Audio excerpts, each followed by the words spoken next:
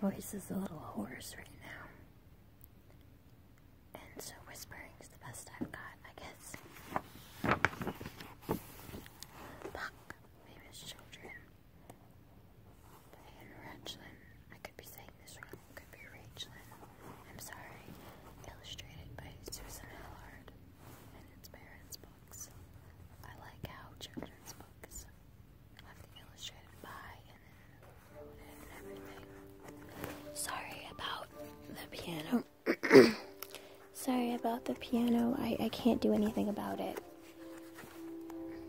I'm gonna try my best to read this quickly.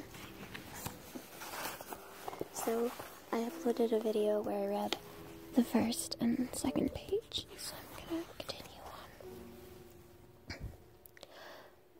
When he left the music room each day, Johann Sebastian would look up at Christoph's music in the cabinet, which was always locked. The tall cabinet had crossed wooden bars covering the shelves. Through the bars, Johann could see that very special book. Oh, how he longed to hold it in his hands. Johann Sebastian knew that the book was full of exciting music. The pieces Christoph gave him to play were easy, and he knew them by heart. He begged Christoph for new music, but the reply was always the same. It wasn't fair. He would be especially careful with that book. So why was Christoph so worried? Oh, please, Christoph, don't say no. I won't hurt it. I promise. Little Johann's face would crinkle in disappointment, as his big brother sternly shook his head. Not yet. You're not old enough, and I don't want your grubby fingernail marks all over my best music book.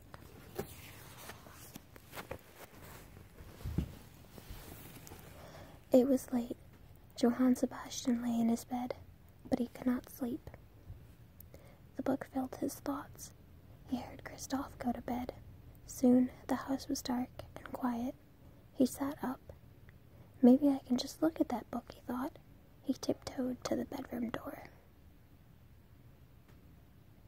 It was very cold, and he shivered. Slowly, he eased the door open and crept out on the landing. He could hear his brother's heavy breathing. Christoph was fast asleep. He crossed the landing to the top of the stairs. Now, to get down them quietly.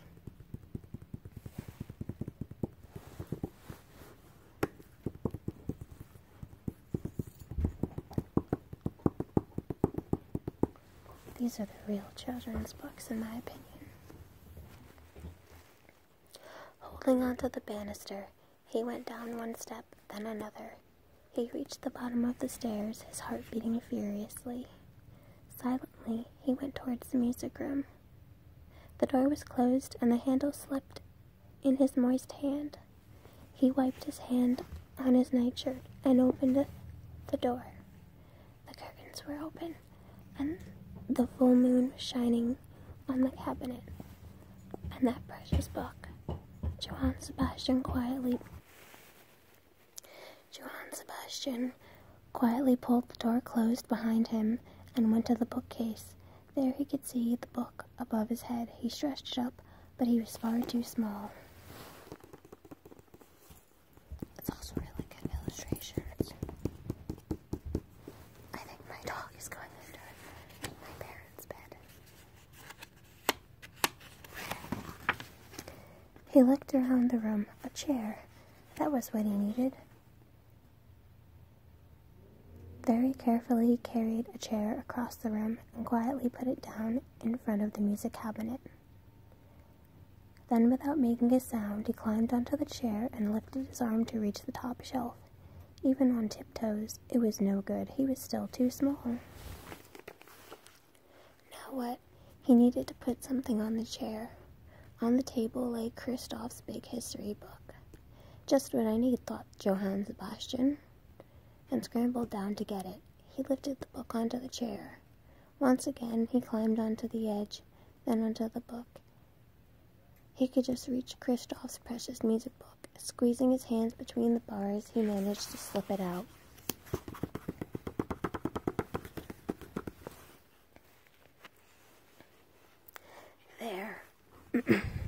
At last, he had it in his hands.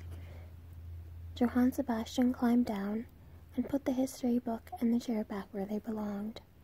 With the music book clutched tightly in his hands, he made his way upstairs to the safety of his room. In the bright moonlight, he could read the music easily. It was beautiful. He had to have it. There was only one thing to do. He got out his pen, ink, manuscript paper, and by the light of the moon, he set to copying. He set to work copying down every single note.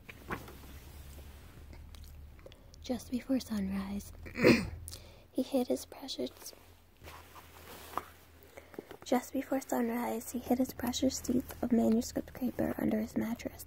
Retracing his steps downstairs, he carefully put Christoph's book back on the shelf. Christoph would never know. Wearily, he climbed the stairs again, got into bed, and fell fast asleep.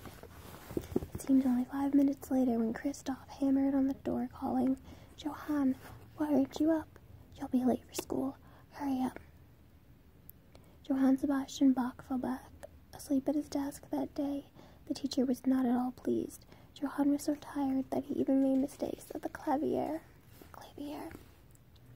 And Christoph was angry with him too. But Johann Sebastian put up with the scolding. He had his secret and nothing would stop him. Alright, I have to pause here because I'm running out of room to say things. So next video, see you soon.